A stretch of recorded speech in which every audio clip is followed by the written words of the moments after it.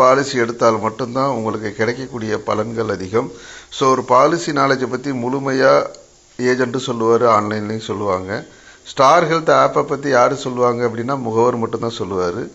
உங்களுடைய premium payment அவங்க உங்களுக்கு மெசேஜ் மூலிமா கன்வெர்ட் பண்ணுவாங்க. இருந்தாலும் அதுவும் ஏஜென்ட் மூலிமா கிடைக்கும்.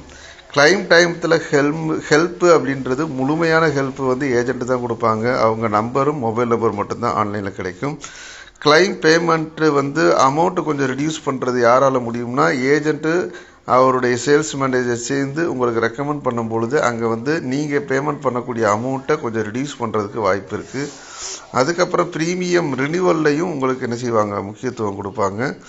அவேர்னஸ் வீடியோஸ் நிறையா புதிய அப்டேஷன் எல்லாமே கஸ்டமர் உங்களுக்கு தெரியும்.